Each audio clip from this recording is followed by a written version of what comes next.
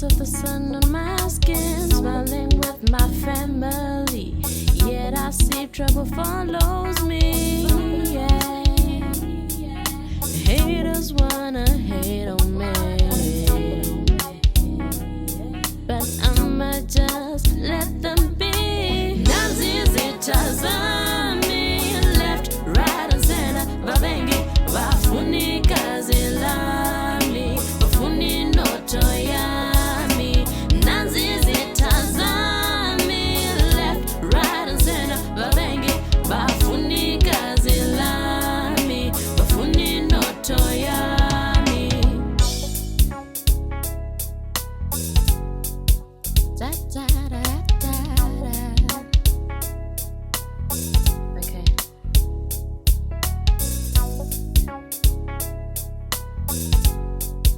Da da da da da.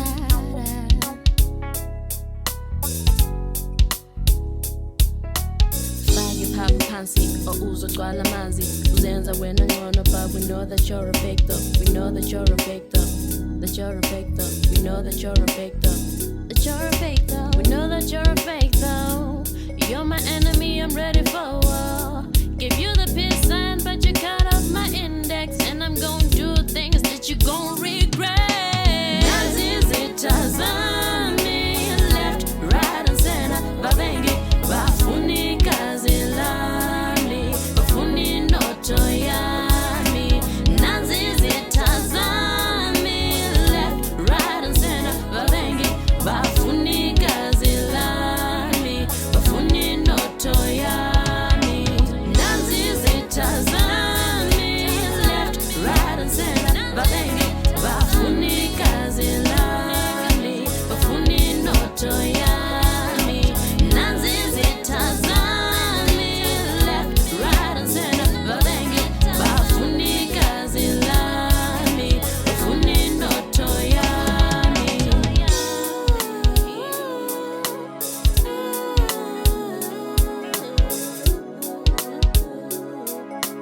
Yeah, yeah, yeah, yeah, yeah, yeah,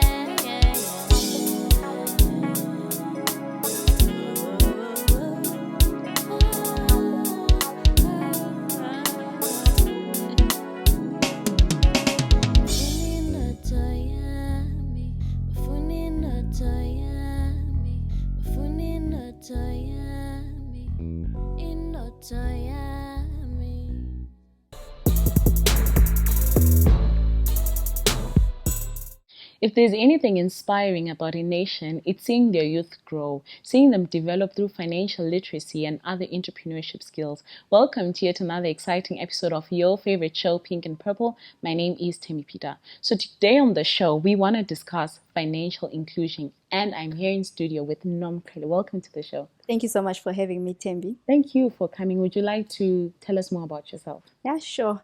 My name is Nomqhele Siziba, and I'm a development practitioner with key interest on youth development and inclusive entrepreneurship. And under inclusive entrepreneurship, I always encourage young people to develop the grit to start their social and business projects or enterprises, as well as having the right skills to progress from just mere survival to long-term sustainability. And I believe that my work reflects my name, Nomqhele, which means one who wears a crown. And I believe that speaks to royalty. It speaks to leadership and influence. All right, so we do have a queen on Pink and Purple. Right, okay, so we want to talk about financial inclusion. If you can define that for us, what is financial inclusion? So financial inclusion is basically about the effective use of a wide range of financial services. So it's also about the ease of access to those financial services. So you're looking at having a basic transaction account to accessing loan facilities or credit for your business. You're looking at things to do with insurance. So at the end of the day, it's about ensuring that all groups in the society are able to access those services. So you're saying, as a young person, are you able to access these financial services? Can someone, ohlale ekhaya, access those financial services? Can your artisanal miners, your women, your people with disabilities? So it's about all income groups in the society being able to access these financial services. All right, and why is it important to us? Why should we know about financial inclusion as the youth? I think especially for entrepreneurs, it's very important because if you look at our society right now, most of us are running briefcase or handbag organizations or businesses. So if you do not have, say, a transaction account, it means the money for the business gets into your pocket. So if you do that, you're not able to plan for maybe for the future or make long-term plans. So if you have a transaction account, at least you are more formalized in a way to say you're not just going to be like, okay, today I just want to take out 10 bonds and use it, but you actually plan your business and are able even to plan even for emergencies. Yeah, so that's why it's important. All right. And what is the difference between financial inclusion and financial literacy? Because we've heard that a lot. So what's the difference, or what is the link between the two? Okay, so financial literacy is an element of financial inclusion, in that financial literacy looks at, for instance, how well are you able to run your business in terms of bookkeeping, your basic accounting stuff for your business. And maybe also looking at, say, the banking services. Are you able to understand the bank that offers you services? What do they offer? Every time I look at it, like when you go to the bank and you want to open an account, you're just like, obvious, I want to open a current account. But then to say, if there's that box that says other, what are they referring to? Or what benefits do I get if I open a current or a savings account? So financial literacy also includes that bit, and is an element to financial inclusion, because with financial inclusion, in as much as we're saying ease of access, but also for you to be able to effectively use those services, you need to have an understanding to say, Bank A offers these services and Bank B does this. I run my business like this. This is how we're going to do our bookkeeping. This is how I'm going to pay my staff. This is how I'm going to apply for insurance and all of that. All right, interesting. Viewers, we are watching Pink and Purple. We'll take a short break. Join us after these messages.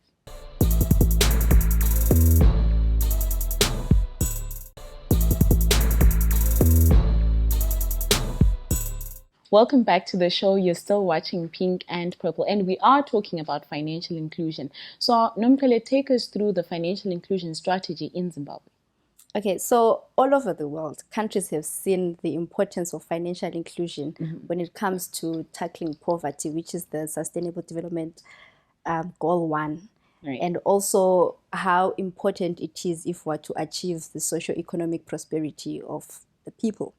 So as Zimbabwe, we then also took part in that. And then let me not say we, but then the central bank then established the National Financial Inclusion Strategy, which is basically a more strategic approach towards ensuring that all adults are banked.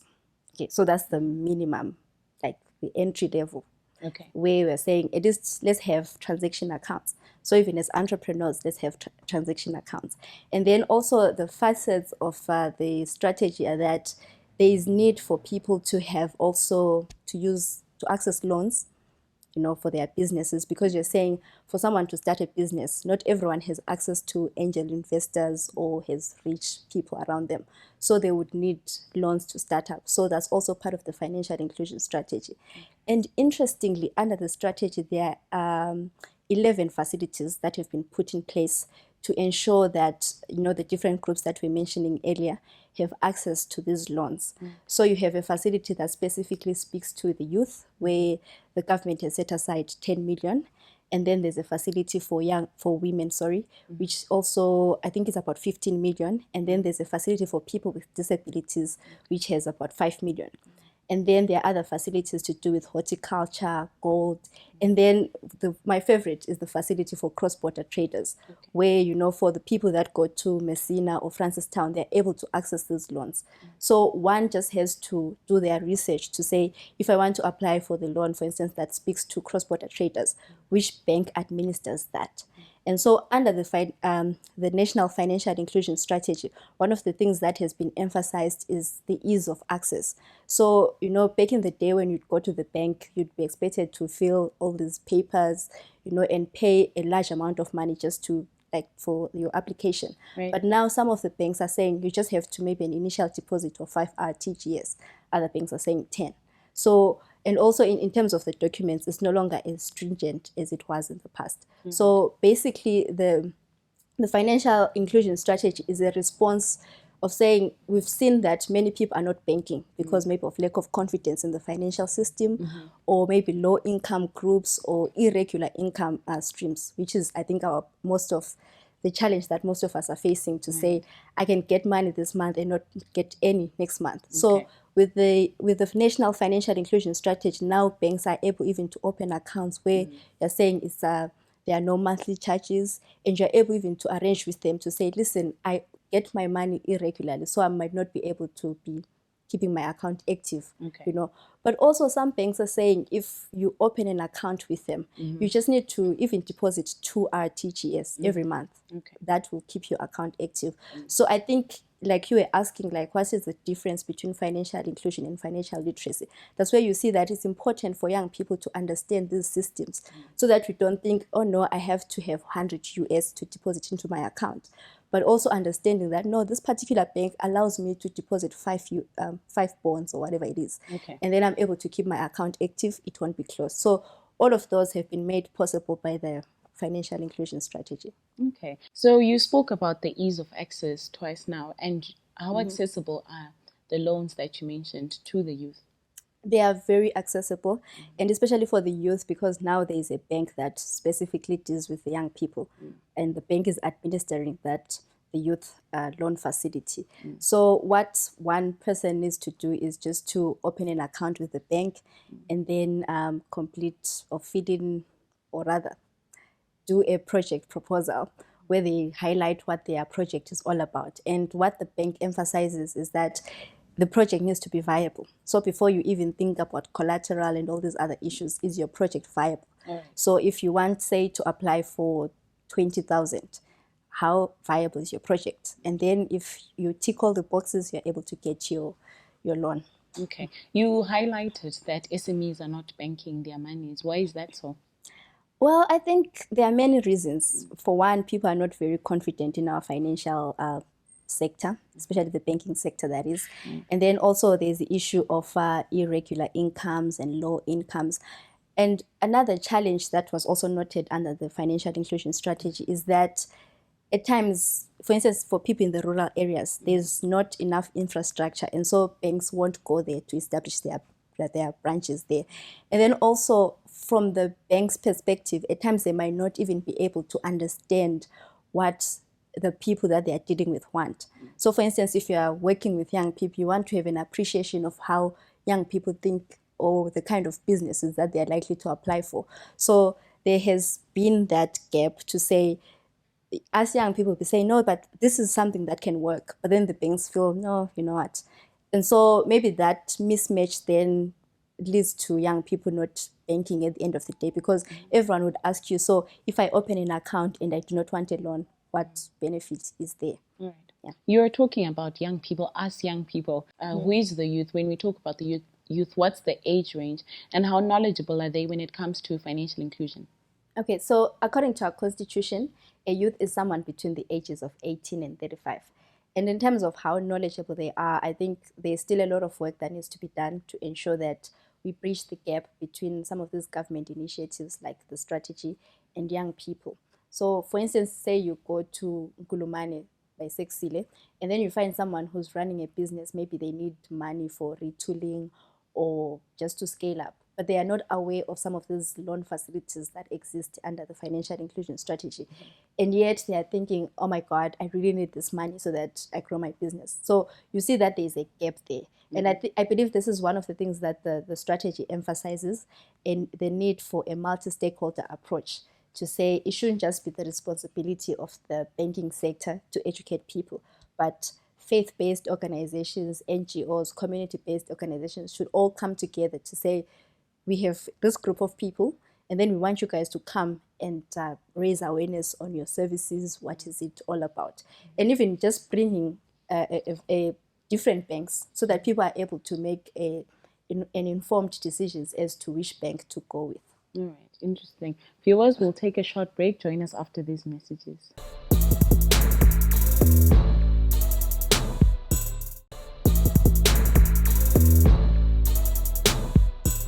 Welcome back to the show. You're still watching Pink and Purple, and Nomqhele and I are going to play an interesting game where you pick a question, hand it to me, and I will read it out. Okay. And you will do as I say. Okay. I hope it's nothing sinister. If you were to wake up as a man, what would be the first thing you would do? Waking up as a man. Yes. Oh my God, I think I'll scream. Isn't that the first thing? After screaming? Okay, well, oh my God, let me see. I think I would, oh gosh, as a man. Yes. I think I'll get a new wardrobe. Yeah. Okay. Yeah. A new wardrobe. Yeah. Alright. Let's just. Why? You like how men dress? No, it's not about whether I like how men dress, but I'm thinking now I'm a man. So the first thing is I need to look like a man. Oh, all right. Yeah. A Think cool like man. men. Right? Yeah. All right. If you were arrested for no reason, what would your family and friends assume you have done? Well, I think my family would know, like, no, she's innocent. And then when it comes to my friends, they are likely to think probably she spoke too much or she insulted someone, you know. So you talk too much. Yeah, I think I'm very vocal, quite outspoken. So especially if someone tries to do something that I don't like, I'm the type of person that I'll tell you politely though. Okay. So at least my friends will know that no, probably she said, you know, something, but in a polite way. You insist polite. Yeah, I do insist. All right. This one reads, what are your 3 African proverbs? Okay. I have one favorite African proverb, which says, when spider webs combine, they can tie up a lion.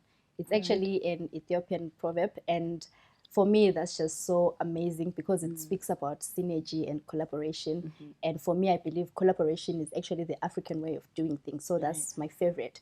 And then I do not have other African proverbs that I can think of, but if you allow me, I'd share maybe another quotation from someone from India, Mahatma Gandhi, which says, "I am the change that I want to see in the world." That one is like sort of a guiding principle for me as well.